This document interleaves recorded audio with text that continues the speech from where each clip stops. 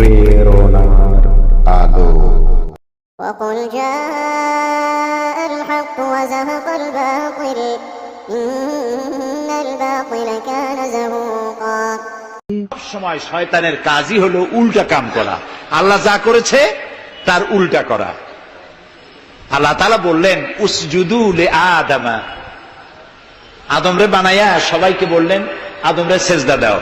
ফাসা জাদু, সবাই সেজদা করলো। সবাই মানে কারা কোন তো? মাশাআল্লাহ। ইল্লা ইবলিস, মিস্টার ইবলিস সেজদা দিল না। আল্লাহ জিজ্ঞেস করলেন তুমি সেজদা দিলে না কেন? শয়তান তখন আর্গুমেন্ট পেশ করলো। সে বলল আনা খায়রুম মিনহু খালাকতানি মিন নার ওয়া খালাকতাহু মিন তিন, আমি ওর থেকে অনেক ভালো। ওরে বানাইছো মাটি দিয়ে, আমারে বানাইছো আগুন দিয়া। আগুন হলো ঊর্ধ্বমুখী, মাটি হলো নিম্নগতি সম্পন্ন। সুতরাং ঊর্ধ্বমুখী কোন জিনিসকে নিম্নমুখী জিনিসের কাছে আত্মসমর্পণ করতে বলা, সেজদা দিতে বলা মোস্ট আনসাইন্টিফিক। কত বড় শয়তান! শয়তান জানে না যে আগুনের শক্তি কম, মাটির চাইতে আগুনের শক্তি একেবারেই কম। সব থেকে শক্তি বেশি মাটি। আগুন হচ্ছে সংহারক আর মাটি হচ্ছে উৎপাদনশীল। এ মাটির তলায় আর একটা জগৎ আছে, পানির তলায় আছে আর একটা জগৎ। আলহামদুলিল্লাহ রব্বিল আলামিন। এই যে রব্বিল আলামিন বলা হয়, আলম হচ্ছে এক বচন, আলামিন হচ্ছে বহু বচন। আল্লাহ শুধু ইহকাল আর পরকাল, ইহজগৎ আর পরজগতের মালিক নন, বহুমাত্রিক জগতের মালিক তিনি। সেই জগৎগুলি আমরা চিনি না। অবশ্য সময় হলে আরেকদিন এ ব্যাপারে বলবো ইনশাআল্লাহ। মাটির তলায় কি জগৎ, সাগরের তলায় কি জগৎ, ও বোঝে নাই। ও তো শয়তান, ও এরকম বলে বসলো। আল্লাহ তাআলা বললেন ইন্নাকা রাজিম, তুই মরদুদ, আমার হুকুমের অবাধ্য হয়েছিস, বেরিয়ে যা, তোর জীবনের সমস্ত ইবাদত আমি পণ্ড করে দিলাম। শয়তান বলল আল্লাহ তাআলা, আমার ইবাদত গুলি আদমের কারণেই পণ্ড হলো, তাই এতদিন কষ্ট করে ইবাদত করলাম, এর বিনিময় কিছু দেবে না? আল্লাহ কয় চাইস কি? কয় আমার 3 দফা দাবি। কি কি? 1 নম্বর, যে আদমের কারণে আমার সব শেষ হইল, শয়তান হয়ে গেলাম, এই আদম বাঁচবে কয়দিন? আল্লাহ তাআলা বললেন এরা তো কিয়ামত পর্যন্ত সন্তানেরা থাকবে। শয়তান বলল এই আদম সন্তানকে প্রতারণা করার জন্য আমাকেও কিয়ামত পর্যন্ত হায়াত দিতে হবে। আল্লাহ তাআলা বললেন মঞ্জুর। শয়তান বলল আমাকে আমার 2 নম্বর দাবি, যেহেতু আমি মানুষের প্রতারণা দিব, ভাইতে ভাইতে ঝগড়া লাগাবো, স্বামীতে স্ত্রীতে ঝগড়া লাগাইয়া তালাক দেওয়াবো, ভাইতে ভাইতে খুনাখুনি বাধায় দেব, কিন্তু লোকেরা যদি আমারে দেখতে পায় যে শয়তান এই যে তালাক দেওয়াইয়া এই যে যায়, ছেলে আর বাপে ঝগড়া বাঁধাইয়া ভাইতে ভাইতে খুনাখুনি করাইয়া এই যে শয়তান যায়, তাহলে তো আমার ঠ্যাং আস্ত থাকবে না, আমার তো মেরে ফেলাবে। সুতরাং আমাকে আন্ডারগ্রাউন্ড ওয়ার্ক করতে দিতে হবে, আমি শয়তানি করবো, কেউ কিন্তু আমারে কেউ দেখবে না। আল্লাহ কয় মঞ্জুর। শয়তান কয় লাস্টলি এন্ড ফাইনালি 3 নম্বরের দাবি, আমি করব সারা জীবন তোমার বিরোধিতা। আর মজার ব্যাপার, রিজিকের মালিক তুমি, তুমি যদি আমারে আর আমার অনুসারীদেরকে খাবার না দাও তা আমি তো ওয়ার্কার পাবো না, এই জন্য আমারে খাইতে দেওয়া লাগবে, আমার ওয়ার্কারদেরকেও খাইতে দিতে হবে। আল্লাহ বললেন মঞ্জুর। শয়তান বলল হায় আল্লাহ তাআলা, এবার তোমার জাহান্নামের সংখ্যা বাড়াইতে পারো, আমি তোমার সমস্ত বান্দাগুলি সব জাহান্নামকে ভর্তি করে দেবো। এই কোরআন শরীফ আছে। আল্লাহ তাআলা ফেরেশতাদের বললেন, ফেরেশতারা শুনছে শয়তানি কইল কি? আল্লাহ রাব্বুল আলামিন বলেন আমার ফেরেশতারা, আমার আদম সন্তানের, আমার বান্দারা যদি একটি শয়তানের প্রতারণায় পড়ে একটি যদি গুনার কাজ করার নিয়ত করে, কাজটা করে নাই, শুধু নিয়ত করেছে, ইচ্ছা করেছে, আমলনামায় কোনো গুনাহ লিখবে না।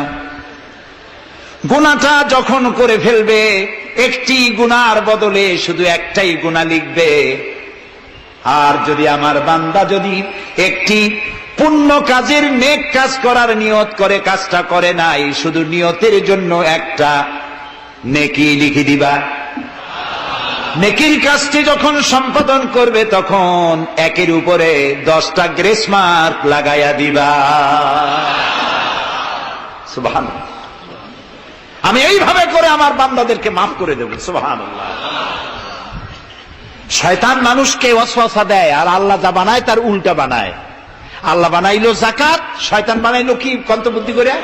সুদ। সুদে আর যাকাতে পার্থক্য কি? সুদ হচ্ছে ধনীদের গরিবদের কাছ থেকে নাও, ধনীদের দাও, আর যাকাত হচ্ছে ধনীদের কাছ থেকে নাও, সব গরিবদেরকে বন্টন করে দাও। সুবহানাল্লাহ। এর নাম যাকাত। আর এই কাজটি করার দায়িত্ব আল্লাহ দিলেন সরকারকে। সূরা হজ আল্লাহ রাব্বুল আলামিন বলেন, আল্লাযীনা ইম্মাক্কান্নাহুম ফিল আরদ আকামুস সালাত ওয়া আতাউজ যাকাত ওয়া আমারু বিল মা'রুফি ওয়া নাহাউ আনিল মুনকার ওয়া লিল্লাহি আকিবাতুল উমুর। আমি যদি মুমিন বান্দারে ক্ষমতা দেই, তারা 4 দফা কাজ করবে। কয় দফা বলেন? 1 নম্বরে মুমিনেরা ক্ষমতায় গিয়ে নামাজ প্রতিষ্ঠা করবে। 1 নম্বর কাজ নামাজ প্রতিষ্ঠা করবে। ক্ষমতায় গিয়ে তারা অর্ডার করবে, বেলা 1টার সময় সমস্ত কোর্ট কাছারি আদালত শিক্ষা প্রতিষ্ঠান কল কারখানা সব বন্ধ হবে আধা ঘন্টার জন্য। জোহরের নামাজ আর দুপুরের খানার বিরতি। নামাজ শেষ, আবার কাজ করতে আসো। নামাজ বাধ্যতামূলক। নামাজ যদি বাধ্যতামূলক হয় তাহলে তার সুফল কি?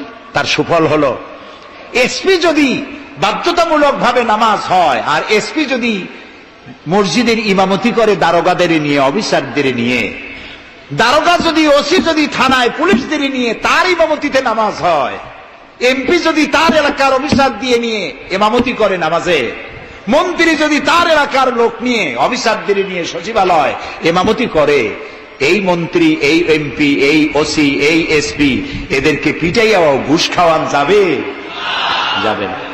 যে বিশ্ববিদ্যালয়ের ভাইস চ্যান্সেলর নামাজ বাধ্যতামূলক হওয়ার কারণে মসজিদের ইমামতি করবেন, শিক্ষক শিক্ষয়িত্রী ছাত্র ছাত্রী 5 ওয়াক্ত নামাজ যে বিশ্ববিদ্যালয় জামাতে আদায় করবে, ওরা কি মাস্তান, গুন্ডা, সাদাবাজ হবে? হতে পারে না। এই জন্য সরকারের প্রথম দায়িত্ব হবে, কে বলতেছেন? কার কথা শোনাইতেছি?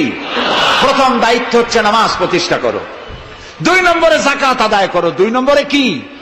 যাকাত আদায় করো। এই যাকাত গভর্নমেন্ট আদায় করবে।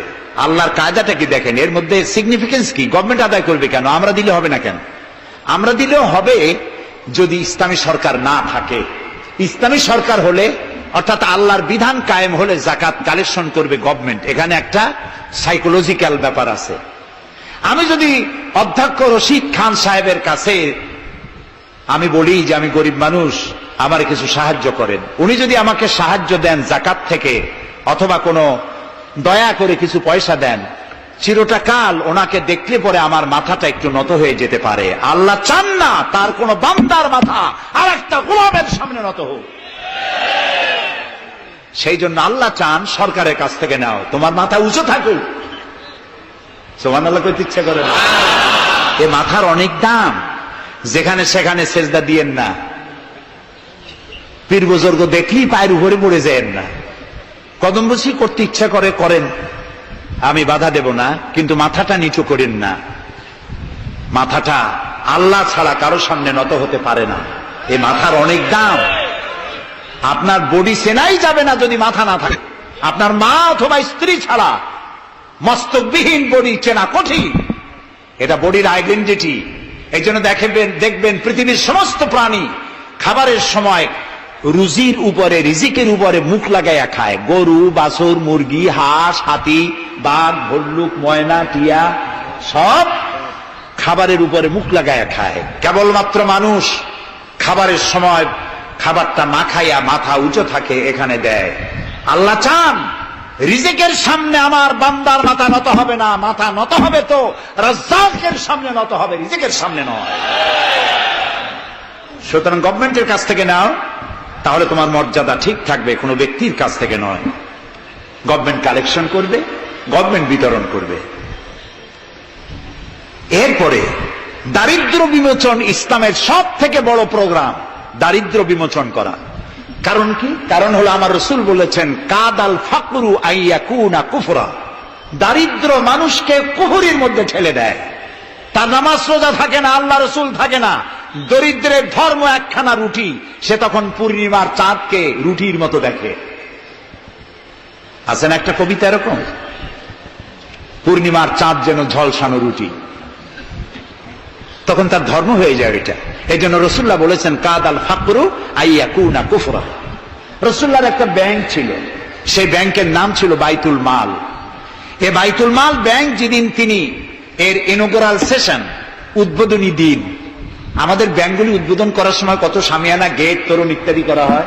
রসুল্লাহর ব্যাংক উদ্বোধন করা হলো মসজিদে নববীর ভিতরে, খেজুর গাছের খুঁটি আর খেজুর গাছ, উটের পশম, খেজুর গাছের পাতার মাটি, এই দিয়া ছাদ। উপরে যদি বৃষ্টি হয় আধা ঘন্টা, নিচে বৃষ্টি পড়ে 1.5 ঘন্টা, পাতার ট্যাপ ট্যাপানি। এরকম একটা মসজিদের ভেতরে বসে রসুল্লাহ ব্যাংক উদ্বোধন করলেন আর বললেন, বুখারীর হাদিস, মান তারাকা দায়নান আও দিয়ান ফাআলাইয়া। আমার রাষ্ট্রের ভিতরে কোন মানুষ যদি ঋণগ্রস্ত অবস্থায় মারা যায় আর তার ঋণ পরিশোধের অর্থ যদি না থাকে, তাহলে তার ঋণ পরিশোধের দায়িত্ব আর তার বিবি বাল বাচ্চা প্রতিপালনের দায়িত্ব আমি মুহাম্মদ আমার কাঁধের উপরে নিয়ে নিলাম। দারিদ্র বিমোচনের জন্য নবী করিম সাল্লাল্লাহু আলাইহি ওয়াসাল্লাম মানুষকে কাজ দিয়েছেন, ভিক্ষা কম দিয়েছেন। কেউ চাইলে, রসুলের আদত মুবারক ছিল, কেউ কিছু চাইলে পকেটে হাত দিতেন, থাকলে দিতেন। জীবনে একদিনের জন্য কাউকে না বলেন নাই। বলেছেন কিছু নাই, বলতেন আজকে দিতে পারলাম না, তুমি আবার এসো, দেব না, এরকম কথা জীবনে একবারও বলেন নাই। সুবহানাল্লাহ। শুধু দিয়েছেন, কিছু নেন নাই। আল্লাহ, সারা জীবন মানুষের কষ্ট বুকের উপরে ধারণ করেছেন, কাউকে কষ্ট দেননি। ক্ষুধার্ত মানুষের দুয়ারে দুয়ারে গেছেন, নিজে ক্ষুধায় কষ্ট করেছেন। হযরত আবু বকর, ওমর মসজিদে নববীর ভেতরে বসে অসময় বসে আছেন। রাসূলুল্লাহ দিনের বেলায় জিজ্ঞেস করলেন, তোমরা এই অসময় এখানে কেন? তারা বললেন, আমরা ক্ষুধার্ত, 2-3 দিন কিছু খাই না। রাসূলুল্লাহ বললেন, আমারও তো একই অবস্থা, চলো। 3 জন বেরিয়ে গেলেন। মসজিদে নববীর পাশেই ছিল হযরত আবু আইয়ুব আনসারী রাদিয়াল্লাহু তাআলা আনহুর বাড়ি। আমি 1973 সনে স্বাধীন বাংলাদেশের প্রথম হজ আমি করেছিলাম। 4733 টাকা ছিল বিমানের ভাড়া। তখন মসজিদে নববীর পাশেই ছিল আবু আইয়ুব আনসারী রাদিয়াল্লাহু তাআলা আনহুর বাড়ি। সেই বাড়িতে গেলাম, ওইখানে একটা বাক্সের ভিতরে, একটা গ্লাসের বাক্সের ভিতরে ছিল রসুলের ব্যবহার করা তরবারি, তীর আর ধনুক। আমি বহুত চেষ্টা করছিলাম গ্লাসটা উঠাবার জন্য, কারণ এটা সেই তরবারি, সেই তীর, সেই ধনুক যেখানে আমার রসুলের হাতের পরশ লেগেছিল। যদি ধরতে পারতাম প্রাণ করে একটা চুমা দিতাম। এই বাড়িতে গিয়ে রসুল্লাহ উপস্থিত হলেন। আবু আইয়ুব আনসারী 3 জন মেহমান, এর থেকে শ্রেষ্ঠ মেহমান আছে আর? স্ত্রীকে বললেন, তাড়াতাড়ি একটা ছাগল জবাই করো, রুটি বানাও। তিনি চলে গেলেন বাগানে, বাগান থেকে কিছু খোরমা আনলেন। হাদিস শোনাচ্ছি, গল্প নয়। কিছু খোরমা এনে রসুলের সামনে রাখলেন। রাসূলুল্লাহ বললেন, এর মধ্যে কাঁচা, পাকা, আধা পাকা 3 পদের খাজুর, আমি কোনটা খাবো? হযরত আবু আইয়ুব বলেন, 3 প্রকারের খেজুরে আপনি হাত দিবেন, কারণ আপনার হাত যে প্রকারের খেজুরের গায়ে লাগবে আমার বাগানে আল্লাহ রাব্বুল আলামিন সেই খেজুরে বরকত দিয়া দিবেন। কিছুক্ষণ পরে রান্না হয়ে গেল, রসুলের সামনে গোশত আসলো, রুটি আসলো। আল্লাহর নবী খাবারের শুরুতে 2-1টা রুটি আর 2-3টা গোশত টুকরা রুটি দিয়া পেঁচায়া হযরতে আবু আইয়ুব আনসারীর হাতে দিয়া দিলেন। বললেন, আবু আইয়ুব, এই রুটি আর গোশত টুকরা নিয়ে যাও, আমার কলিজার টুকরা মা ফাতেমা গত 3 দিন হলো কিছু খায় নাই। দুনিয়ার মানুষের খাবার পৌঁছায়ছেন, নিজে না খেয়ে থেকেছেন। হযরত আয়েশা বলেছেন, 1 দিন 2 দিন না, মাসের পর মাস রাসূলুল্লাহর স্ত্রীদের ঘরে চুলায় আগুন জ্বলে নাই। হযরত ওমর রাদিয়াল্লাহু তাআলা আনহু রাসূলুল্লাহর ঘরে প্রবেশ করেছেন। এখনো ঘরটা আছে, মসজিদে নববীর কোনায় ছোট্ট ঘরটা, বিশ্বনবীর ঘর। তিনি ঘরের মধ্যে প্রবেশ করে দেখেন রাসূলুল্লাহ শুয়ে আছেন। তারপরে হযরত আবু বকর সালাম করলেন, রাসূলুল্লাহ উঠে বসলেন। হযরতে ওমর রাদিয়াল্লাহু তাআলা আনহু বাচ্চা শিশুর মতো ডুকরে কেঁদে উঠলেন। নবীজি জিজ্ঞেস করলেন, ওমর কাঁদো কেন? হযরত ওমর বলছেন, ইয়া রাসূলুল্লাহ, আমি বিশ্বনবীর ঘর দেখতেছি, ছোট্ট একটি ঘর, এক কোনায় পানি শূন্য সরাহি কাত হয়ে পড়ে আছে, এক পাশে একটা গ্লাস, আর আপনি যে বিছানায় শোয়া, চাদর নাই, বালিশ নাই, দড়ি দিয়া বুনানো খাটিয়ার উপরে শুয়েছিলেন, হাতের তলায়, মাথার তলায় হাত দিয়ে আপনার জান্নাতি শরীর মোবারকের পিঠের উপরে দড়ির দাগ আমি সহ্য করতে পারছি না ইয়া রাসূলুল্লাহ। কাফেরেরা পৃথিবীতে এত শান্তি করলো, আর আল্লাহ রাসূলের গায়ে দড়ির দাগ, আপনি আমাকে অনুমতি দেন, আমি একটা তোশক আপনাকে বানায় এনে দেই। রাসূলুল্লাহ বললেন, ওমর, আমি যদি হুকুম করি, এই যে ওহদ পাহাড়টা আমার জন্য সোনায় পরিণত হয়ে যাবে। আমি পৃথিবীতে শান্তি করতে আসি নাই, এসেছি মানবতার মুক্তির জন্য, কল্যাণের জন্য। নবী করিম সাল্লাল্লাহু আলাইহি ওয়াসাল্লাম এই যাকাতের বিধান কায়েম করলেন। মানুষের দুয়ারে দুয়ারে খাবার পৌঁছে গেল, বৃদ্ধরা ভাতা পেল, বয়স্করা ভাতা পেল, বেকারেরা তাদের কাজের সংস্থান পেয়ে গেল। অবস্থা এমন হলো, হযরত ওমর ইবনে আব্দুল আজিজ রাহমাতুল্লাহ আলাইহির সময় যাকাত কে নেবে, যাকাত কে নেবে চিল্লানো হতো, ঢোল বাজানো হতো। একজন লোক পাওয়া যেত না যে যাকাত আমার দরকার। ইতিহাস লিখছে, ওই সময় একজন লোক তার সাদকার টাকা নিয়ে ঘুরতেছে যে যাকাত কাকে দিবে। 3 দিন হলো যাকাত নেওয়ার মতো একটা লোক পেল না। অবশেষে ক্লান্ত হয়ে মরুদ্যানের মধ্যে বসে আছে। কিছু সময় পর দেখলো যে একটা লোক, ধুলায় ধূসরিত চেহারা, তিনি এসেছেন, হাতে একটা বড় টোপলা। এই লোকটি বলল, পথিক, সালাম আলাইকুম, আমি 3 দিন ঘুরলাম এই দেশে, একটা মানুষ পেল না যাকে আমি সাদকার টাকা, যাকাতের টাকা দিতে পারি।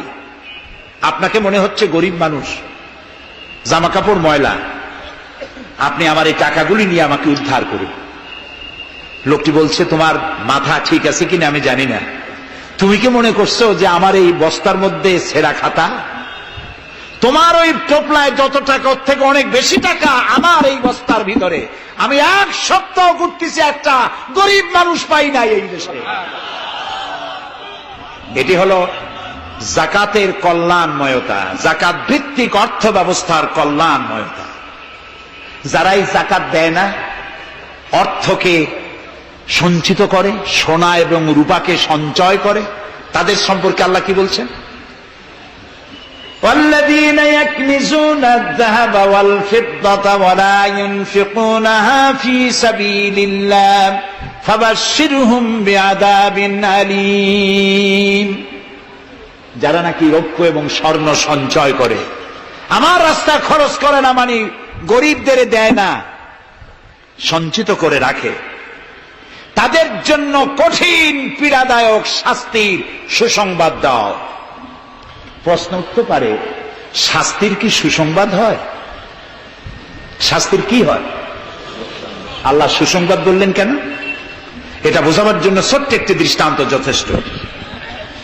মা যদি ছেলেকে কন্ট্রোল করতে না পারে, দারুণ দুষ্ট, মা তখন বলে, দাঁড়া, তোর বাপ আসুক, আমি তারে নালিশ করবো, এমন পিটটি দেবে তখন মজা টের পাবি। পিটাইলে কি মজা লাগে? তাহলে মজা বললো কেন? শাস্তির তীব্রতা বোঝাবার জন্য মজা শব্দ ব্যবহার করা হয়। এটা কোরআনে কারীমের বাগধারা। আল্লাহ তাআলা বলছেন, তীব্র শাস্তির সুসংবাদ দাও। স্বর্ণ আর রৌপ্য জমা করে রেখেছ, যাকাত দাওনি। বহু মহিলার অসংখ্য সোনার রূপা আছে, যাকাত দেন না। কবে কালে ভদ্র একটা বিয়ে আসবে, সেই বিবাহে সজ্জিত হয়ে যাবেন, সারা বছরে যাকাত দিলেন না, এতগুলি সোনা আটকায় রাখলেন কেন? আল্লাহ চান না টাকা পয়সা পুঞ্জীভূত হয়ে থাকুক। কোরআন শুধু নামাজ রোজা নয়, দেখুন না আল্লাহ কি বলছেন। আল্লাহ বলছেন কায়লা ইয়াকুনা দুলাতাম বাইনাল আগনিয়াই মিনকুম। আল্লাহ বলছেন তোমাদের কিছু সংখ্যক ধনীদের মধ্যে তোমাদের সম্পদগুলি পুঞ্জীভূত হয়ে যাক, এটা আমি চাই না। এটা যাকাত, ফিতরা, সাদকা এককালীন দানের মাধ্যমে গোটা জাতির মধ্যে পৌঁছে যাক, তাহলে মানুষের উপকার হবে। সুতরাং 7.5 তোলা নিচ পর্যন্ত যাকাত আপনার না দিলে চলবে। যখন 7.5 তোলা হবে তখনই যাকাত শুরু হবে। যত বেশি হয় গোড়া থেকে শুরু করে সবটা দিতে হবে। 52 তোলা রূপা হলে যাকাত দিতে হবে। এই যাকাতের টাকা না দিয়ে যারা জমা করে রাখেন, শাস্তিটা কি হবে শোনেন। আল্লাহ শাস্তির ধরনও বলছেন, ইয়াউমা ইউহমা আলাইহা ফি নারে জাহান্নাম ফাতুকওয়া বিহা জিবাহুম ওয়া জুনুবুহুম ওয়া যুহুরুহুম হাদা মা কানাজতুম লিআনফুসিকুম তাকনিজুন। এমন একদিন আসবে যখন এই স্বর্ণ আর রৌপ্যকে জাহান্নামের আগুন দিয়ে জ্বালায়া সিল বানানো হবে, আর এই সিলগুলি তোমার কপালে, তোমার পার্শ্ব দেশে, তোমার পৃষ্ঠ দেশে সিল মারা হবে জাহান্নামের আগুন দিয়ে, আর বলা হবে হাদা মা কানাজতুম লিআনফুসিকুম, এই হলো তোমার সেই সব সঞ্চিত সম্পদ যা তুমি সঞ্চয় করে রেখেছিল, আল্লাহর রাস্তায় খরচ করো নাই। রাসূলের কাছে প্রশ্ন হয়েছে ওয়ায়াসআলুনাকা মাযা ইউনফিকুন, হে রাসূল আপনাকে প্রশ্ন করা হয় যে কি খরচ করব। আল্লাহ তাআলা বলছেন কুলিল আফওয়া, বলুন প্রয়োজনের অতিরিক্ত জিনিস আল্লাহর রাস্তায় খরচ করে দাও। আমরা প্রয়োজনের অতিরিক্তটা ব্যাংকে জমা রাখি, আল্লাহ বলেন খরচ করো। যত খরচ করবে আল্লাহ তত বাড়াই দিবেন। দেখেন না আল্লাহ বাড়ায় কেমনে। আল্লাহরে বিশ্বাস করেন যে আল্লাহ যে বাড়াইতে পারেন, এটাকে বিশ্বাস করেন? এটি তো ইমানের প্রশ্ন। কেউ যদি জবাব দিতে ব্যর্থ হন তাহলে তো কুলক্ষণ। আল্লাহ কি সম্পদ কমানো আর বাড়ানোর মালিক কে? ইয়ামহাকুহুল্লাহুর রিবা ওয়া ইউরবিস সাদাকাত। আল্লাহ তাআলা বলছেন আমি সুদকে ধ্বংস করি আর সাদকাকে বৃদ্ধি করি। হালালে বরকত হয়, হারামে বরকত হয় না। আজ গোটা পৃথিবীতে, শুধু বাংলাদেশে নয়, গোটা বিশ্বে ওয়ার্ল্ড ব্যাংকের দৃষ্টিতে ইসলামী ব্যাংক পৃথিবীতে সব থেকে সফল ব্যাংক। তাও আলহামদুলিল্লাহ কব না। কেন? কারণ হালালে বরকত হয়, হারামে বরকত হবে না। আচ্ছা, কুত্তায় বাচ্চা দেয় কয়টা কম তো? ওর তো ফ্যামিলি প্ল্যানিং নাই, জনমের মতো হয়। এই কুত্তাগুলি যদি সব বাঁচত তাহলে বরিশাল দিয়ে হাঁটতে পারতেন? কুত্তার জ্বালায় হাঁটতেই পারতেন না। গরুতে, গাভীতে বাছুর দেয় কয়টা বছরে? একটা, মাত্র একটি। আর মুসলমানেরা গরু যা জন্মের খাওয়া খায়, তারপরেও কুত্তা বেশি না গরু বেশি? এই কারণে যেহেতু গরু হালাল তাই গরুতে বরকত, কুত্তা হারাম তাই বরকত নাই। ইসলামী ব্যাংক শুধু ব্যাংকিং সেক্টরেই কাজ করে না, জাতির কল্যাণমূলক বহু সংখ্যক কাজ তারা করে থাকে। ইসলামী ব্যাংক হাসপাতাল, ইসলামী ব্যাংক ব্যাংকের জন্য কলেজ, ইসলামী ব্যাংক দিয়ে যখন ডিজাস্টার হয়, দুর্ভিক্ষ হয়, যখন বন্যা হয়, জলোচ্ছ্বাস হয়, লক্ষ কোটি কোটি টাকা তারা দুহাতে বিতরণ করে। হ্যাঁ, অনেক প্রকল্প আছে। মেধাবী ছাত্র, গরিব ছাত্রদেরকে স্টাইপেন্ড দেয়, বিধবা নারীদেরকে কি বলে ওকে সেলাই করে, সেলাই মেশিন দেয়। যাকাত আর একটু বলি, আপনারা বিরক্ত হন না তো? যাকাত আমরা কি করি? বছরে একদিন শাড়ি আর লুঙ্গি কিনে প্রদর্শন করি, এক্সিবিশন। অমুক সাহেব যাকাত দেবেন, আপনারা আসবেন। দলে দলে ফকিররা আসলো, একটা লুঙ্গি আর শাড়ি নিতে গিয়ে পদপিষ্ট হয়ে 5টা-10টা মারা গেল। হয় নাই বাংলাদেশে? এই প্রদর্শনী, এক্সিবিশনের কোন মানে নাই। যাকাত নিতে তোমার বাড়ি কেন লোক আসবে? তুমি যাকাতের টাকা তার হকদারের কাছে পৌঁছাইয়া দিবা। কারণ গরিব তোমার করুণার পাত্র নয়। অফি আমওয়ালিহিম হাক্কুল লিসাইলি ওয়াল মাহরুম। আল্লাহ তাআলা বলছেন তোমার সম্পদের ভিতরে গরিবদের অধিকার আছে। গরিব তোমার করুণার পাত্র নয়। যাকাত দিয়ে আসো তার বাড়ি যায়। তবে শাড়ি আর লুঙ্গি দেওয়া কোনো অর্থবহ কাজ নয়। কি দিবেন? রাসূলুল্লাহর কাছ থেকে শিখুন। ওই যে একজন আসলো, ভিক্ষা চাইলো, বলল তোমার কি কিছু নাই? বলল আছে। কি আছে কোন তো? মাশাআল্লাহ, জানি সবাই, কিন্তু আমল করি না। দুনিয়ায় যত ভালো কথা সব বলা হয়ে গেছে, বাকি আছে শুধু পালন করা। রাসূলুল্লাহ তাকে বললেন কম্বল আনো। বিক্রি করে কিনলেন কি? কুড়াল।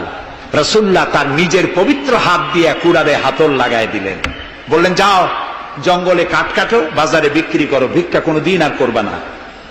1 বছর পর, হাদিস শুনুন, 1 বছর পর ওই ভিক্ষুক এসে বলছেন আসসালামু আলাইকা ইয়া রাসূলুল্লাহ, হুজুর আপনি আমাকে চিনেছেন? আমি সেই ভিক্ষুক যে ভিক্ষা নিতে এসেছিলাম, আপনি আমাকে ভিক্ষা না দিয়ে কুড়াল দিয়েছিলেন। কুড়াল দিয়া কাঠ কাটিয়া বাজারে বিক্রি করে আমার কাছে এখন যাকাত দেওয়ার মতো অর্থ জমা হয়ে গেছে। এটার নাম ইসলাম। শুধু নামাজ রোজা জিকির আজগারের জন্য শুধু নয়, নামাজ রোজা জিকির আজগার তো করব, কিন্তু আমার মানুষকে দারিদ্র বিমোচন করতে হবে। সুতরাং যাকাতের টাকা দিয়ে একটা শিক্ষিত বেকার যুবককে একটা কম্পিউটার কিনে দেন, একটা বিধবা মহিলাকে একটা সেলাই মেশিন কিনে দেন, তার সতীত্ব সে বাঁচাতে পারবে। ক্ষুধার জ্বালায় মানুষ যখন অসহনীয় পর্যায়ে চলে যায়, তখন সে দেহ ব্যবসার মতো নিকৃষ্ট পর্যায়েও চলে যায়। এজন্য ধনীরা দায়ী হবে আল্লাহর কাছে। কচু গাছ কাটতে কাটতেই মানুষ খুন করে। একটা এতিম বাচ্চা ক্ষুধার জ্বালায় ঘুরতেছে, ওই বাচ্চাটি আপনি তাকে একটু আদর করেন, ওরে আপনি একটা চীনাবাদামের বাক্স কিনে দেন 50 টাকা 100 টাকা দিয়া, কিছু চীনাবাদামের পুঁজি দেন, একটা পানের খিলি বানাইয়া বিক্রি করার পুঁজি দেন, কয়েকটা বুট পলিশের কালি আর ব্রাশ কিনে দেন, সে রাস্তায় বসে জুতা পালিশ করবে। ছেলেটি পকেট মারা থেকে, চুরি করা থেকে বেঁচে যাবে, সমাজ সংস্কার হবে, সমাজ অপরাধ মুক্ত হবে, সমাজ থেকে দারিদ্র বিমোচন হবে। আলহামদুলিল্লাহ বলুন। আপনি কি জানেন এই যে গাছগুলি লাগালে পরে কত সওয়াব হয়? এবং দারিদ্র বিমোচনের জন্য গাছের কি বিশাল ভূমিকা। রাসূলুল্লাহ বলেছেন হাদিস, তোমার কাছে যদি এমন খবর আসে যে কিয়ামত হচ্ছে, আর তখন যদি তোমার কাছে কোনো গাছের চারা থাকে, কিয়ামত হচ্ছে, গাছের চারাটি কিয়ামত আসার পূর্বেই গাছের চারাটি লাগিয়ে যাও, কিয়ামতের দিন সৎকায় জারিয়ার সওয়াব পেয়ে যাবে। একটি গাছ যদি কেউ লাগায়, ওই গাছে যত পাখি বসবে, ফল হবে, মানুষে খাবে, আশ্রয় নেবে মানুষেরা, কিয়ামত পর্যন্ত সৎকায় জারিয়ার সওয়াব মানুষ কবরে বসে বসে পেতে থাকবে। সব জায়গায় সওয়াব আর সওয়াব জানি না, খালি মনে করি ইল্লাল্লাহ ইল্লাল্লাহ বলতে পারলেই সওয়াব। আর খালি ইল্লাল্লাহ বলবেন বা কেন? যারা এই ধরনের জিকির করেন, আমার মনে দারুণ প্রশ্ন, জবাব খুঁজে পাই নাই। আল্লাহর কলেমাকে খণ্ডিত করে জিকির করার পারমিশন কোন হাদিস দিয়েছে? কে দিয়েছে এই পারমিশন? লা ইলাহা ইল্লাল্লাহ, এটা হলো পূর্ণাঙ্গ কালেমা, কমপ্লিট হচ্ছে মুহাম্মদুর রাসূলুল্লাহ। আফজালুল যিকর লা ইলাহা ইল্লাল্লাহ। কতক্ষণ লা ইলাহা ইল্লাল্লাহ, কতক্ষণ ইল্লাল্লাহ ইল্লাল্লাহ ইল্লাল্লাহ। এর অর্থ কি? আল্লাহ ছাড়া, আল্লাহ ছাড়া, আল্লাহ ছাড়া। আল্লাহ ছাড়া কি? কমন সেন্সের শুধু কমন বাদ দিয়া শুধু সেন্স যদি থাকে, কোন মুসলমানের এমন জিকির করা উচিত নয়। তবে common sense is very uncommon. দুর্ভাগ্য জাতি। প্রিয় ভাই সব, দারিদ্র বিমোচনের জন্য আল্লাহ তাআলা এসব ব্যবস্থা করে রেখেছেন। কাজ করে খাও, আয় থেকে দায় শোধ করো। আপনার পুকুর কেটে চতুর্দিকে পুকুরের কান্দায় পেঁপে গাছ লাগান, কলা গাছ লাগান, হাঁস পালেন, হাঁসগুলি পানিতে সাঁতার কাটবে, ভেতরে মাছ থাকবে, হাঁসের পায়খানা খেয়ে মাছ বড় হবে, হাঁস বড় হয়ে ডিম দেবে, এই ডিম বিক্রি করবেন, মুরগি বিক্রি করবেন, পেঁপে বিক্রি করবেন, কলা বিক্রি করবেন। মানুষের কাছে হাত পাতার চাইতে নিকৃষ্ট কাজ আর নয়। রাসূলুল্লাহ বলেছেন আল্লাহর কাছে এই রকমের হাতের চাইতে এই রকমের হাতের মর্যাদা বেশি। এইটার নাম কি? চাওয়া। বলেন এইটার নাম কি? এইটার নাম আল্লাহর কাছে এইটার কোনো দাম নাই, কোনো দাম নাই। আল্লাহর কাছে দাম এইটা। এই জন্য যারা শ্রমিক, শ্রমিকদের সম্পর্কে আমার রসুল বলেছেন, আল কাসিব হাবিবুল্লাহ, যারা সহস্তে উপার্জন করে খায় ওরা আল্লাহর বন্ধু। আপনারা শ্রমিক না, সেই জন্য সুবহানাল্লাহ কইতে পারলেন না। আলহামদুলিল্লাহ বলে রসুল্লাহর হাদিস শোনাচ্ছি, আমি গাজী কালু চম্পাবতীর পুঁথি শোনাচ্ছি না। আল কাসিব হাবিবুল্লাহ, যে ব্যক্তি সহস্তে উপার্জন করে খায় সে আল্লাহর বন্ধু। এখন যদি কোন রিকশাওয়ালা, কুলি মজুর, ঠেলাওয়ালা যদি মনে করে আল্লাহর বন্ধু যখন হইছি নামাজ রোজা দিয়ে করবো কি, এটি কিন্তু ঠিক নয়। আল্লাহর বন্ধু হওয়ার জন্য নামাজ রোজা অত্যন্ত জরুরি। আর আপনি যে কষ্ট করে খাচ্ছেন, আপনার পয়সা হালাল। যে ব্যক্তি রিকশা চালায়, 2.5 মনে বস্তা মাথায় করে স্টিমারে উঠায়, ওর চাইতে হালাল পয়সা কারো নাই। মাথার ঘাম পায়ে ফেলে উপার্জন করছে।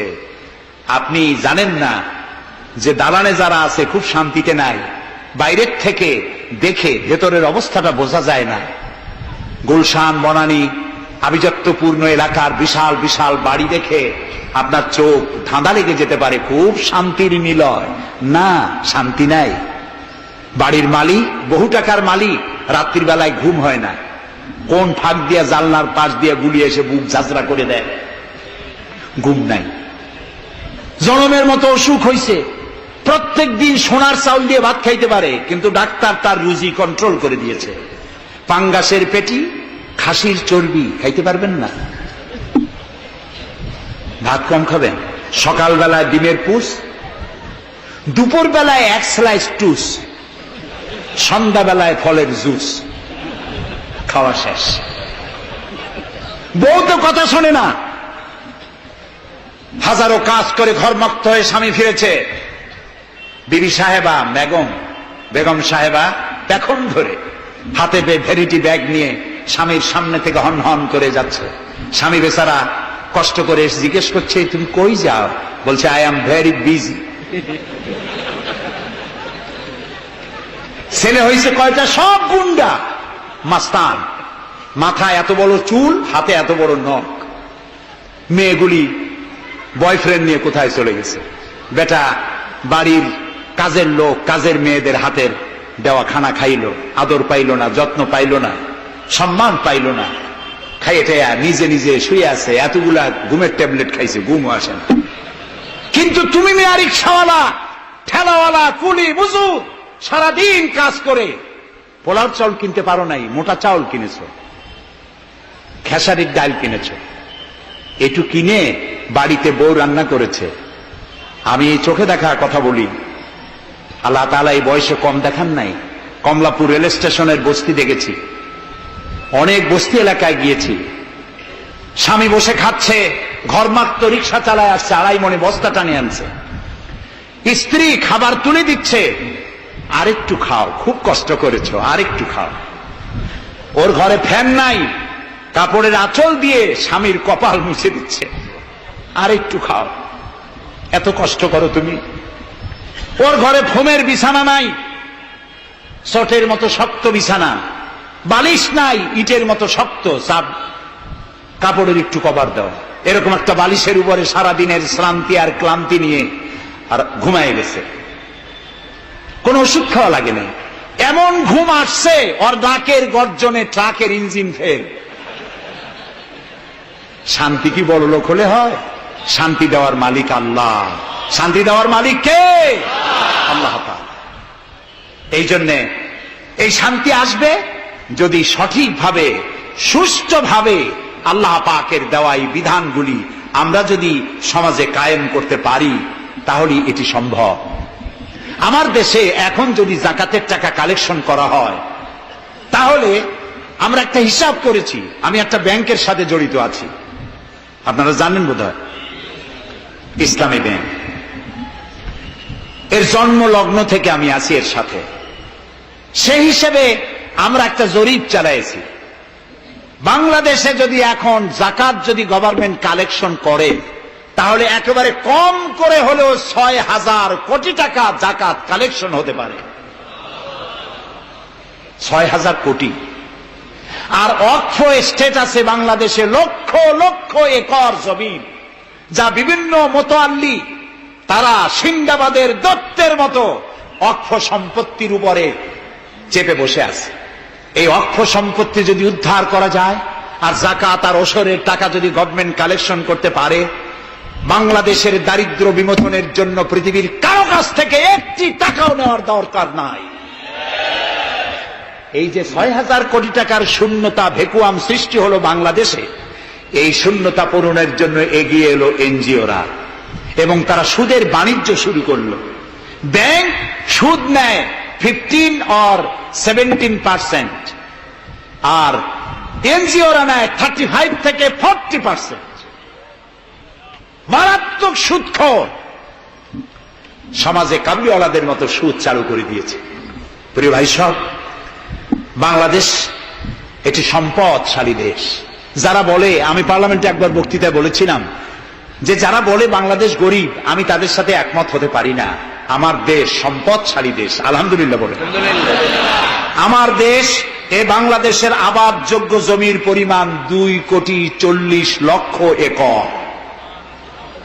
আলহামদুলিল্লাহ বলবেন না? এখানে বনজ সম্পদ আছে 32,53,860 কিলোমিটার বর্গমিটার নিয়ে, বর্গমাইল জুড়ে। এখানে আল্লাহর হিকমতটা দেখেন। সুন্দরবন আমাদের থেকে দূরে না কাছে? বরিশাল, বরগুনা, বাগেরহাট, সাতক্ষীরা, এই এলাকায় সুন্দরবন কে বানাইছে? কোন গভর্নমেন্ট বানিয়েছে? কেন আজ অন্য জায়গায় বানানো হলো না কেন? উত্তরবঙ্গে বানাইলো না কেন? কারণ আমাদের বঙ্গোপসাগর হলো সাইক্লোন জোন, এখান থেকেই ঘূর্ণিঝড়ের উৎপত্তি হয়। সাইক্লোন জোন 240, 80, 300 অথবা সহস্র মাইল স্পিডে বা 500 মাইল স্পিডে ঝোড়ো হওয়া প্রবাহিত হওয়ার জন্য ঘূর্ণিঝড় প্রস্তুতি দেয়। আবহাওয়া বার্তা দিয়ে তা শোনানো হয়। উপকূলীয় এলাকায় যদি আল্লাহ তাআলা সুন্দরবন তৈরি না করতেন, তাহলে সমুদ্রের ঘূর্ণিঝড়ের প্রথম ধাক্কায় কুয়াকাটা, পটুয়াখালী, বরগুনা, সাতক্ষীরা, পিরোজপুর, বাগেরহাট, বরিশাল প্রথম ধাক্কায় উড়ে চলে যেত। আল্লাহ তাআলা কি দয়া, সুন্দরবন বানাই দিয়ে প্রোটেক্টেড করেছেন। তাও আমরা সুবহানাল্লাহ বলবো না?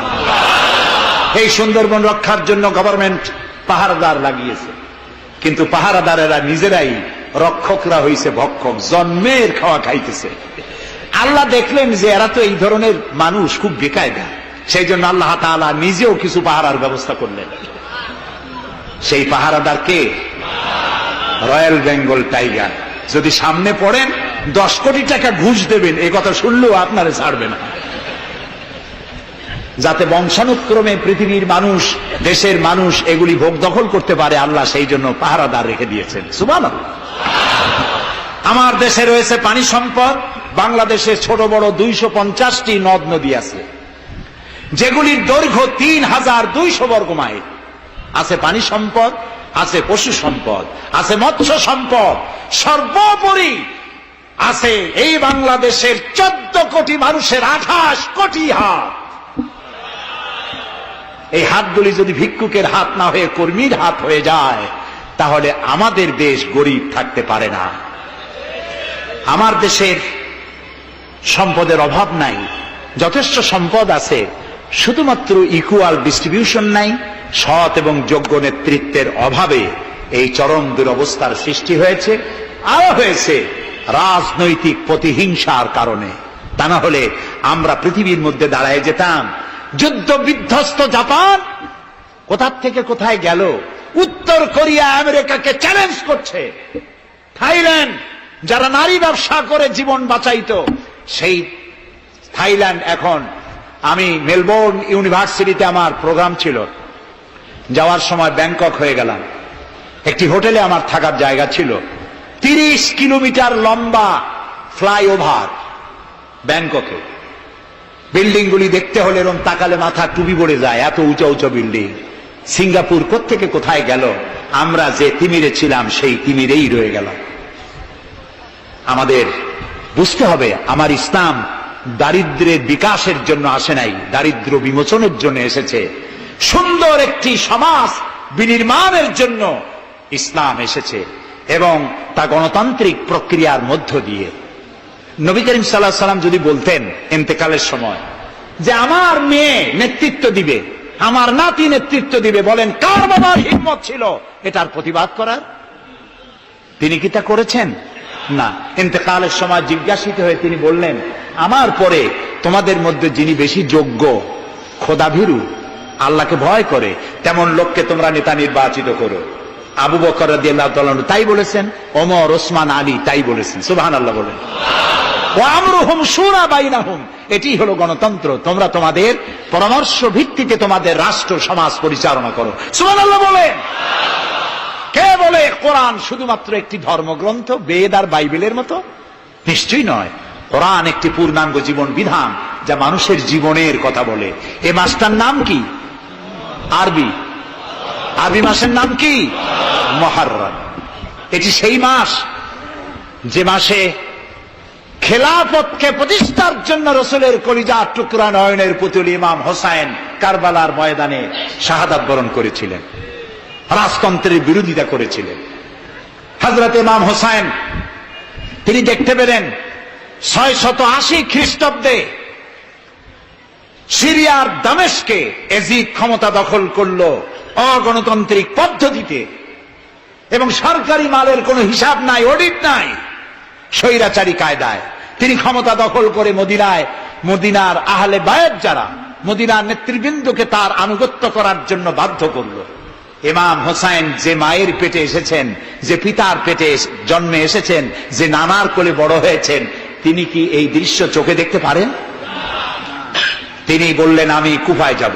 কুফার লোকেরা দাওয়াত দিল, তিনি কুফায় রওনা করবেন। মদিনার লোকেরা হাতে পায়ে ধরলো, কুফায় আপনি যাবেন না। তিনি বললেন, আমি কোন ক্রমে এজিদের বশ্যতা স্বীকার করব না, আমি এর বিরোধিতা করবই। মাত্র 72 জন লোক নিয়ে তিনি কুফার দিকে অগ্রসর হলেন। এই 72 জনের মধ্যে 40 জন পুরুষ আর 32 জন নারী আর শিশু। তিনি যখন কারবালার প্রান্তরে পৌঁছে গেছেন, ইবনে জিয়াদ কুফার গভর্নর, তিনি বাধা দিলেন, বললেন, আমার দরবারে হোসেনকে হাজির করো।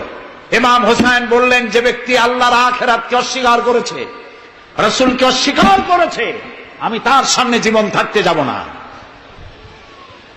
রাতারাতি ইয়াজিদ 6000 সৈন্য পাঠিয়ে দিল। ইমাম হোসেনের সাথে লোক কত? মাত্র 72। 6000 লোক কি যুদ্ধ করা লাগে 72-এর সাথে? শুধু যদি মার্চ করে পায়ের তলায় পিষে 72 জন শেষ হয়ে যাবে। হযরত ইমাম হোসেন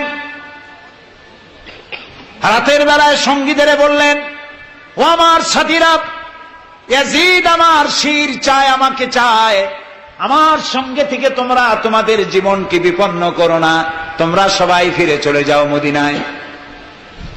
সাথীরা বললেন, ইমাম, আজকে যদি আপনাকে ছেড়ে জীবনের মায়া নিয়ে মদিনায় ফিরে যাই, আর আপনার যদি শাহাদাত নসিব হয়, তাহলে কিয়ামতের দিন আল্লাহর নবীর সামনে আমরা কি জবাব দেব? আমরা আমাদের জীবন দিয়ে আপনাকে পাহারা দেব। সকালবেলায় যুদ্ধ শুরু হয়ে গেল।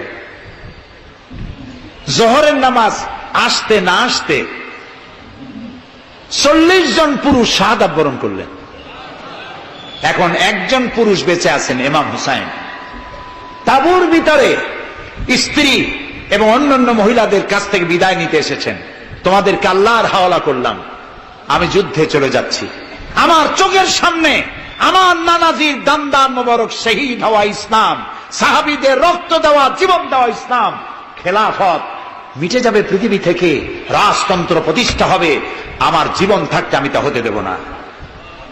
স্ত্রী এগিয়ে এলেন, বললেন, হুসাইন, জিহাদের ময়দানে থেকে আমি আপনাকে বিরত থাকতে বলবো না, তবে একটি দাবি আছে। এই যে ছোট্ট দুগ্ধপোষ্য শিশু, গত কয়েকদিন হলো ঘরে খাবার নাই, পানি নাই, আমার বুকে দুধও নাই, এই ছোট্ট বাচ্চাটিকে একটু পানির ব্যবস্থা করুন। ইমাম হোসেন কলিজার টুকরা সন্তানকে 2 হাতে উঁচু করে এজিদি সৈন্যদের সামনে এসেছেন। এজিদি সৈন্যরা, আমার হাতের দিকে তাকাও, এটি রসুলের আওলাদ, আমার কলিজার টুকরা সন্তান, ফোরাতের অফুরন্ত পানি প্রবাহিত হচ্ছে, একটু ফোরাতের কুলটা ছেড়ে দাও, ওর একটু পানি পান করাই। আমার সাথে তোমাদের শত্রুতা থাকতে পারে, এই নিষ্পাপ বাচ্চার সাথে তো কোনো শত্রুতা থাকার কথা নয়। তার এই আবেগপূর্ণ কথা এজিদি সৈন্যদের কলিজা স্পর্শ করল না। তারা বিষাক্ত তীর নিক্ষেপ করলো। ইমাম হোসাইনের উঁচু করে ধরা বাচ্চার বুকের ভিতর থেকে বিষাক্ত তীর প্রবেশ করে বেরিয়ে গেল অপর প্রান্ত থেকে, রক্ত ফিনকি দিয়ে বেরিয়ে এলো। ইমাম হোসাইন দুই হাতে আজলা ভরে সেই রক্ত চেহারায় মাখতে লাগলেন আর বললেন, কলিজার টুকরা সন্তান, সালেহ আলাইহিস সালামের উটনির রক্তের চাইতে তোমার রক্ত পবিত্র। হযরত সালেহ আলাইহিস সালামের চাইতে রাসূলুল্লাহর মর্যাদা অনেক বেশি, তুমি তার আওলাদ। বাচ্চাকে কোলে করে নিয়ে স্ত্রীর কাছে গিয়ে বললেন, স্ত্রী, এই নাও তোমার বাচ্চা, ঠান্ডা হয়ে গেছে, এমন পানি পান করেছে কিয়ামত পর্যন্ত পানি পানি বলে তোমারে আর বিরক্ত করবে না। ইমাম হোসাইন লড়াই করলেন ময়দানে, বহু সংখ্যক সৈন্য হতাহত করে ফোরাতের কুল উন্মুক্ত করে ঘোড়ার পৃষ্ঠ থেকে নেমে এক আজলা পানি তুলেছেন, পানি পান করবেন। মুখের কাছে যখন আকণ্ঠ তৃষ্ণার্ত পিপাসার্ত হোসাইন মুখের কাছে পানি নিয়েছেন, হঠাৎ ভেসে উঠল মনের পর্দায়, একটু আগে আমার কলিজার টুকরা সন্তান এই পানির অভাবে চলে গেল। 40 জন মানুষ বিদায় হলো, এক ফোঁটা পানি দিতে পারলাম না, এই পানি আমি কেমনে খাই? হাতের থেকে পানি পড়ে গেল। অশ্বের পৃষ্ঠে আরোহণ করলেন, চতুর্দিক থেকে তীর আর তরবারি আসতে লাগলো। ইমাম হোসাইন বললেন, থামো, একটু থামো, তোমরা কাকে তীর বিদ্ধ করছো? আমি কি তোমাদের রসুল মুহাম্মদ সাল্লাল্লাহু আলাইহি সাল্লামের নাতি নই? আমি কি তোমাদের রসুলের কলিজার টুকরা মা ফাতেমার নয়নের মণি নই? কেমন করে আমার গায়ে তোমরা তীর মারো? উম্মে সালমা, আমাদের মা উম্মে সালমা রাদিয়াল্লাহু তাআলা আনহা, সকাল বেলায় 11ই মুহররম সকাল বেলায় তিনি ঘরে বসে কাঁদতেছেন। কয়েকজন প্রতিবেশী মহিলা এসে বলছেন, মা আপনি কাঁদেন কেন? তিনি বলছেন, আজকে রাত্রে আমি স্বপ্ন দেখেছি রাসূলুল্লাহ আমার বাড়ি এসেছেন, আমি দেখতে পেলাম আল্লাহ রসুলের চোখ দিয়ে পানি পড়ছে, দাড়ি মোবারক ধুলা মাখা, বুক কাটা বলি। আমি জিজ্ঞেস করলাম, ইয়া রাসূলুল্লাহ আপনি কাঁদেন কেন? মুখখানা মলিন কেন? দাড়ি মোবারকে ধুলাবালি কেন? রাসূলুল্লাহ বললেন, উম্মে সালমা তুমি জানো না আমি এইমাত্র কারবালা থেকে এসেছি, আমি দেখে এলাম আমার কলিজার টুকরা হোসাইনের শির মোবারক তার দেহ থেকে বিচ্ছিন্ন করে ঘোড়ার পদতলি, ঘোড়া দিয়ে পদদলিত করা হয়েছে তার দেহ মোবারক। ইসলাম এত সহজে আসে না, অনেক রক্ত পাড়ি দিয়ে এসেছে ইসলাম।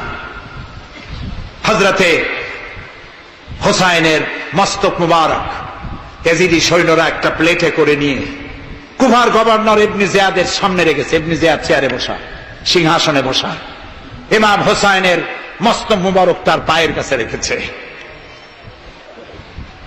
কলঙ্কিত ইতিহাস, কি করে আমি শুনাই আপনাদেরকে? ইবনে জিয়াদ চেয়ারে বসে পায়ের কাছে রাখা ইমাম হোসাইনের ঠোঁটের উপরে লাঠি দিয়ে নাড়তেছে। হযরত যায়েদ রাদিয়াল্লাহু তাআলা আনহু 80 বছর বয়স, তিনি বলছেন, ইবনে জিয়াদ এতক্ষণ যা করেছো মুখ বুজে সহ্য করেছি, কিন্তু এখন যেটা তুমি করতেছো পায়ের কাছে কার ব্যথা? তুমি যে ঠোঁটের উপরে লাঠি দিয়া নাড়তেছো, আমি যায়েদ আমি দেখেছি রাসূলুল্লাহ 1000 বার এই মুখের উপরে চুমা খেয়েছেন। তোমার বেয়াদবি বন্ধ করো। প্রিয় ভাই সব, রাজতন্ত্র নয়, পরামর্শ ভিত্তিক সমাজ ব্যবস্থা প্রতিষ্ঠার জন্য আল্লাহ তাআলা ইসলাম দিয়েছেন, দ্বীন দিয়েছেন।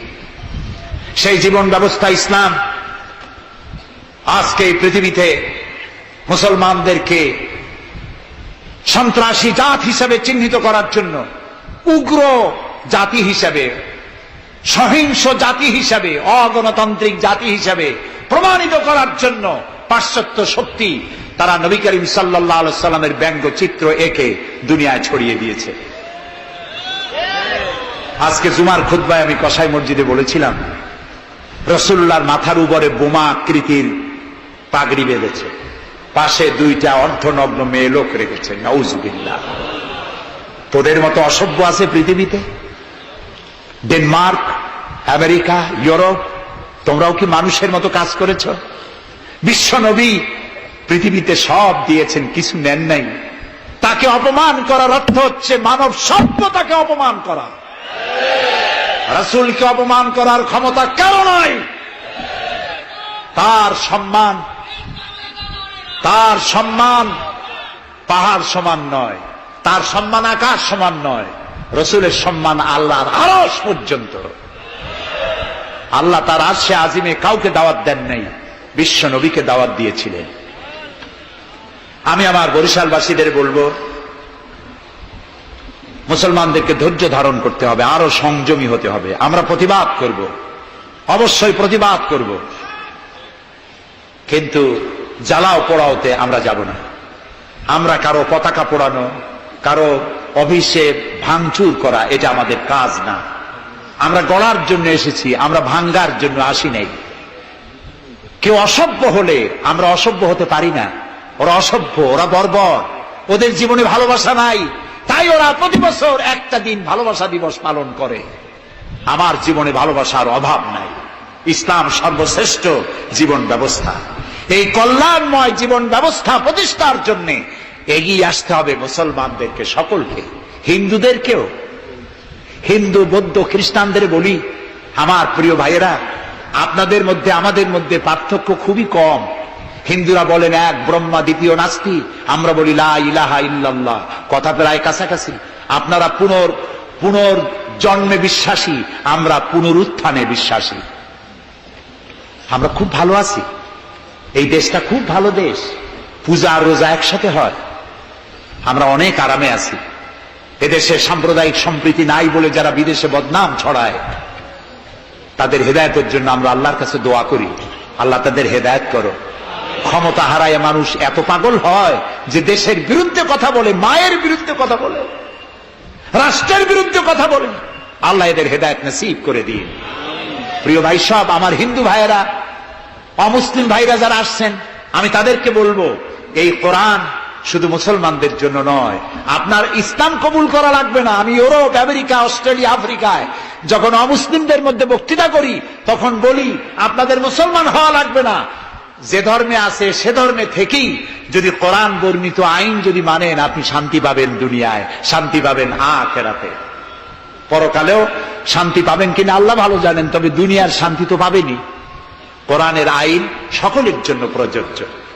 প্রিয় ভাই সব, আমি এখন মুনাজাতের দিকে আগাবো। ইসলামের ব্যাখ্যা দিচ্ছিলাম, ইন্নাদ-দীনা ইনদাল্লাহিল ইসলাম। ইসলামের চাইতে কল্যাণময় জীবন ব্যবস্থা পৃথিবীতে আর নাই। বলেন সুবহানাল্লাহ। আমি মুনাজাতের দিকে যাচ্ছি, আর মুনাজাতের আদব হলো বসা। এই রাস্তা জুড়ে যত মানুষ দাঁড়ানো আছেন, সব মানুষ বসুন। গতকাল বলেছিলাম, মুনাজাতের কথা শুনে দুই একজন হাঁটে, এটি কিন্তু বেয়াদবির পর্যায়ে পড়ে। আদবের খেলা। মানুষের হাতে যেমন ক্যামেরা থাকে, ফেরেশতার হাতে ক্যামেরা আছে না? তা আপনি মুনাজাতের কথা শুনে যদি হাঁটেন, আপনি তো বেয়াদবের খাতায় নাম লেখালেন। এমন হতভাগ্য কারো হওয়া উচিত না। মুনাজাত হয় কার কাছে? সেই আল্লাহরে ভয় করেন, জায়গায় বসেন এবং মুনাজাতে শরীক হন। মুসলমানদের বড় দুর্দিন যাচ্ছে, এত বড় দুর্দিন। আমি ছোট্ট মানুষ, আমার জ্ঞান সীমিত, আমার ইলেম কালাম সীমিত, আমার দৃষ্টিভঙ্গি সীমিত। এই সীমিত দৃষ্টিভঙ্গি দিয়ে, আমার পড়াশোনা অবজারভেশনের মধ্য দিয়ে আমি যেটা বুঝতে পারি, বর্তমান পৃথিবীতে মুসলমানেরা যে বিরাট ষড়যন্ত্র আর বিপদের মুখোমুখি হয়েছে, পৃথিবীতে কোনো কালে এত ষড়যন্ত্র, এত বহুমুখী ষড়যন্ত্র আর কোনদিন হয়েছে বলে আমার জানা নেই। এই ষড়যন্ত্র থেকে বাঁচার জন্য দোয়া করতে হবে কার কাছে? কার কাছে? তিনিই পারবেন আমাদেরকে কল্যাণ দিতে। এই জন্যে মা বোনেরা যারা এসেছেন, মা বোনদেরকে বলবো, আপনাদেরকে ইসলাম সর্বাধিক সুযোগ দিয়েছে, আপনাদের অধিকার দিয়েছে। লেখাপড়া করতে পারবেন, চাকরি করতে পারবেন, রাজনীতি করতে পারবেন, আপনারা সমাজনীতি করতে পারবেন, আপনারা যুদ্ধেও যেতে পারবেন, সব পারবেন। তবে আপনার শালীনতা, আপনার সম্ভ্রম, আপনার সতীত্ব, আপনার পর্দা আপনাকে বজায় রাখতে হবে। এ কাজটুকুনের মধ্য দিয়ে নারীর অধিকার প্রতিষ্ঠিত হবে। সেজন্য আমি মা বোনদেরকে বলবো, আসুন ইসলামকে জানি, ইসলামকে বুঝি, ইসলামের সাথে নিজেদেরকে সম্পৃক্ত করি। এটি শুধুমাত্র নামাজ রোজা হজ জাকাতের ধর্ম নয়। নামাজ রোজা হজ জাকাত সহ অর্থনীতি, সমাজনীতি, রাষ্ট্রনীতি সবকিছুর সমন্বয় একটা জীবনের স্কিম, একটি পরিকল্পনা যা দিয়েছেন আল্লাহ তাআলা। সুবহানাল্লাহ বলুন। আর ওই কথার প্রতিবাদ করি যারা আল্লাহর আইন প্রতিষ্ঠার নামে বোমা হামলা করে, সন্ত্রাসী তৎপরতা চালায়। এরা জিহাদকে অবমাননা করেছে। জিহাদ আর যুদ্ধ এক কথা নয়, জিহাদ আর কিতাল এক কথা নয়, হোলি ওয়ার এবং জিহাদ এক কথা নয়। সুতরাং আল্লাহর আইন প্রতিষ্ঠার নামে যারা সন্ত্রাসী তৎপরতা চালায় তারা একটি জঘন্য কাজ করছে। যারা বোমা মারে আল্লাহর আইন প্রতিষ্ঠার জন্য, তারা মানুষ নয়, তারা মানুষ নামের কলঙ্ক, তারা নরপশু। বলুন তো তারা কি? তারা জানোয়ার। হরকতুল জিহাদ, তারপরে জামাতুল মুজাহিদিন, জুমরাতুল মাসাকিন, আবার আরেকটা নতুন সংগঠন বেরোচ্ছে নাকি শুনলাম, তার নাম করেছে তারা আল জঙ্গিতুল জংলা। এরা কোন জঙ্গল থেকে বাইর হবে আল্লাহই জানে। আপনারা যদি এদের ধরতে পারেন, এদেরকে থানায় সোপর্দ করবেন। আপনি যদি জানতে পারেন, আপনার ছেলের রুম আপনার পরিদর্শন করা উচিত। আপনার ছেলের পড়ার রুমের টেবিলের ড্রয়ারে কি আছে, বালিশের তলে কি আছে, বেডের নিচে কি আছে, সেসব বইপত্র আপনার দেখা উচিত। অর্ধ পড়ুয়া, লেখাপড়া জানে না, মা বাপ থেকে বিচ্ছিন্ন করে এইসব ছেলেপেলেদেরকে ওরা ট্রেনিং দেয়। একটা বিচারপতি মারতে পারলেই বেহেশতে যাবা তাড়াতাড়ি, একটা আইনজীবী মারতে পারলে বেহেশতে যাবা, বোমা মারো বেহেশতে যাও। বলেন নাউজুবিল্লাহ। আমাদের দেশে ইসলাম এসেছে বড় বড় আলেম আর বড় বড় আল্লাহর ওলিদের মাধ্যমে ইসলাম এসেছে। তারা কি বোমাবাজি করেছেন? তারা কি সন্ত্রাসী তৎপরতা করেছেন? না। ওই জায়গায় দেখেন হযরত খানজাহান আলী রহমতুল্লাহ আলাইহির কবর আছে না? কোথায়? বাগেরহাটে। খালি কুমির দেখেন না, ইতিহাস দেখেন। তিনি এসে, মানুষের খাবার পানি ছিল না, বড় বড় দিঘি কেটেছেন। এই ছিল তাদের কাজ। দিঘি কেটেছেন, পুকুর করেছেন, রাস্তা করেছেন, মসজিদ করেছেন। হযরত শাহজালাল রহমতুল্লাহ আলাইহি গৌর গোবিন্দের বিরুদ্ধে যুদ্ধ করা লাগে নাই, শুধু আযান দিয়েছেন। আর তাদের মূর্তিগুলির কম্পন শুরু হলো। গৌর গোবিন্দ দৌড়াইয়া পলাইয়াও কুল পায় নাই, বিনা যুদ্ধেই দখল হয়ে গেছে সিলেট। সুবহানাল্লাহ। তারা প্রতিবাদ মুখর ছিলেন। হযরতে মুজাদ্দেদ আল ফিসানি রহমতুল্লাহ আলাইহি সম্রাট আকবরের বিরুদ্ধে প্রতিবাদ করেছেন, জেল খেটেছেন, সমাজ সংস্কার করেছেন। এ ছিল অলিউল্লাহদের কাজ। আমাদের দেশে শর্ষিনার পীর, ফুরফুরার পীর, জৌনপুরের পীর, চরমোনাইর মরহুম পীর হযরত মাওলানা ইসহাক সাহেব রহমতুল্লাহ আলাইহি পীরের মতো পীর ছিলেন। আমি ছাত্র জীবনে তার অনেক ওয়াজ শুনেছি। কান্দা মানুষ পাগল হয়ে যেত। গাছের তার তলারটা দুটো খাওয়ার অভ্যাস ছিল না। তিনি মানুষকে ব্যঙ্গ করেন নাই, কারো বিরুদ্ধে উল্টাপাল্টা ফতোয়া দেন নাই। আমার কাছে ইসলাম, কারো কাছে ইসলাম নাই, এই বাজে কথা তিনি জীবনেও বলেন না। আমরা তাকে সম্মান করি। এইসব বড় বড় অলিউল্লাহ আর আলেমরা এদেশে ইসলাম প্রচার করেছে, সন্ত্রাসের মধ্য দিয়ে নয়, ভালোবাসা দিয়া, উন্নয়নমূলক কাজ করে, মাদ্রাসা, মসজিদ, এতিমখানা প্রতিষ্ঠা করে করেছে। সুতরাং এই সন্ত্রাসী তৎপরতা যারা চালায় তারা মানুষ নয়, তারা জানোয়ার, তারা পশু। এদেরকে ধরিয়ে দিন, পুলিশকে ধরিয়ে দিন। আমরা সরকারের শুকরিয়া আদায় করি। আলহামদুলিল্লাহ, বর্তমান সরকার এদের নেটওয়ার্ক ভেঙে চুরমার করে দিয়েছে। বাকি আছে দুই শয়তান। এই দুই শয়তান আজ হোক কাল হোক ধরা পড়বেই ইনশাআল্লাহ। ইনশাআল্লাহ বলেন। এবং এদের দৃষ্টান্তমূলক প্রচন্ড শাস্তি হবে ইনশাআল্লাহ। যারা আমাদের দেশকে বদনাম করেছে, বাংলাদেশ পৃথিবীর দ্বিতীয় বৃহত্তম মুসলিম দেশ, গণতান্ত্রিক দেশ, এই দেশকে অন্যের পরাধীনতা থেকে আমাদের দেশকে আমাদের বাঁচাতে হবে। এই জন্য আলেম ওলামাদেরকে চিন্তা করতে হবে, ভাবতে হবে আগামীতে যেন এই দেশ কোন দেশের তাবেদার গোলাম রাষ্ট্রে পরিণত না হয়ে যায়। কারা এটা করতে পারে? কারা ক্ষমতায় আলেমদেরকে গ্রেফতার করবে? কারা ক্ষমতা এলে মাদ্রাসা বন্ধ করে দেবে, কারা ক্ষমতা এলে শাইখুল হাদিসকে দড়ি দিয়া বাঁধে বরিশাল জেলখানায় ঢুকাইয়া চোরের সাথে রাখবে। ওদেরকে চিনতে হবে, ওদেরকে চিনতে হবে। আর ঐক্যবদ্ধভাবে যারা আলেমদের পক্ষে, মাদ্রাসার পক্ষে, যারা আলেমদেরকে অসম্মান করে না, আলেমদেরকে মর্যাদা দেয়, তাদের সাথে থাকুন। এই দেশের সমস্ত মাদ্রাসাগুলি ফাজেল